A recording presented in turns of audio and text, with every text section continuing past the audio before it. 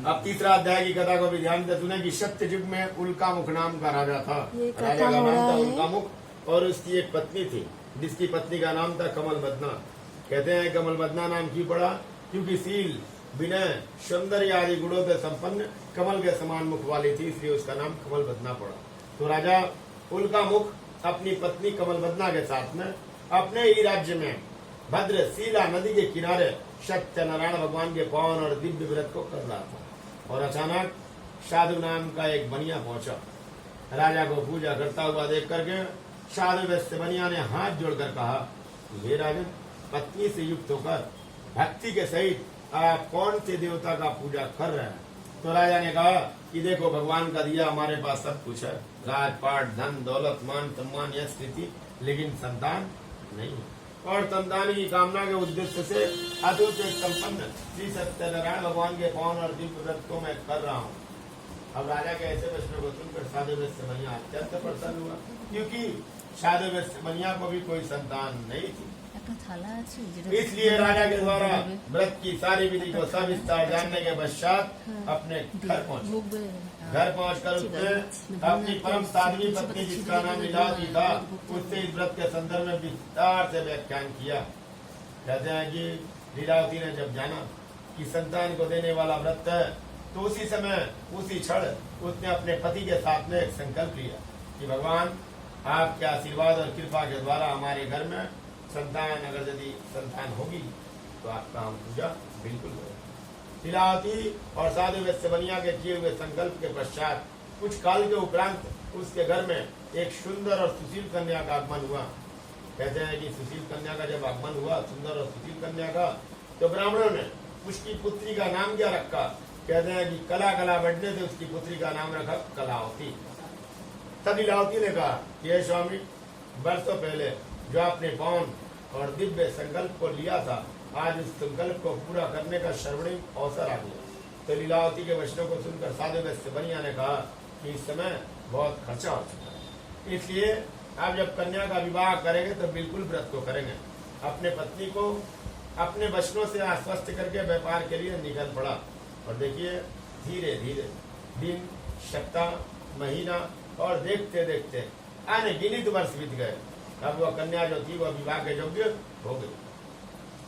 तो कंचनपुर नामक नगर में एक बनिया का लड़का देख करके अपनी पुत्री का उसने विवाह भी उसके साथ में जो है कर दिया। लेकिन भाग्यवश प्रभु जी का जो उत्तम व्रत को करने का दिव्य संकल्प था उसको वह भूल गया।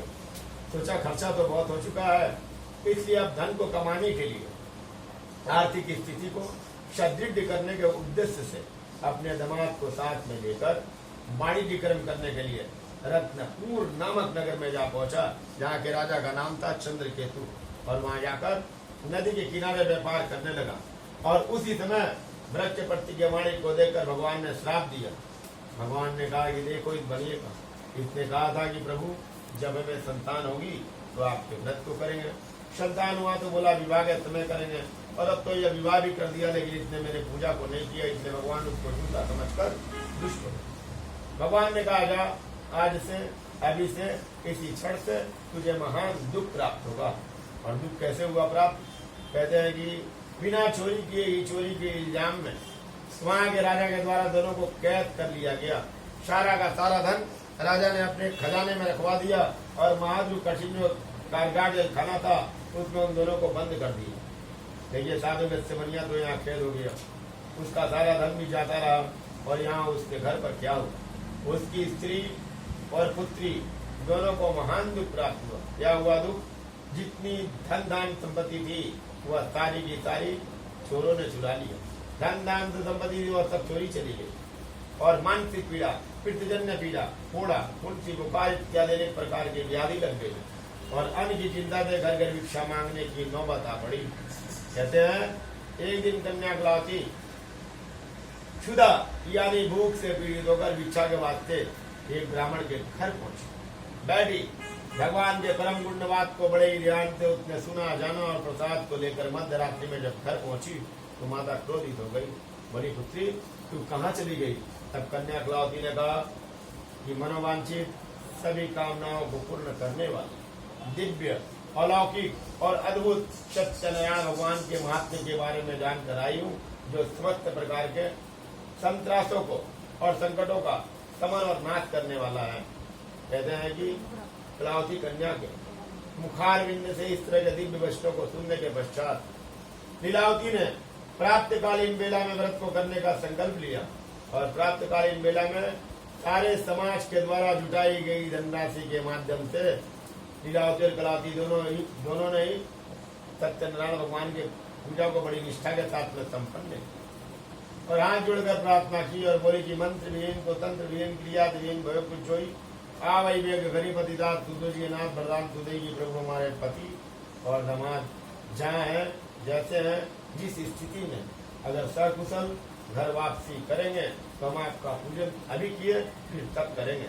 लीलावती और कलावती के श्रद्धा और निष्ठा के द्वारा की गई पूजा से सत्यनारायण स्वामी जो थे वे प्रसन्न हो गए और जो राजा कैद करके रखे थे भगवान उनको सपना दिए, ये राजन प्राप्त काल होते होते अगर तुमने इन दोनों बनियों को बंदी खाने से मुक्त नहीं किया तो राजपाट धन दौलत सबका नाश कर दूंगा।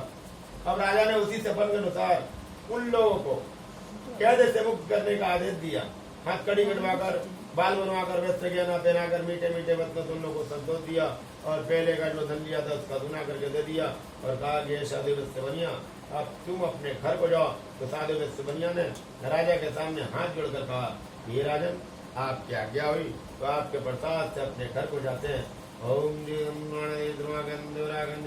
बर्ता वादड़िका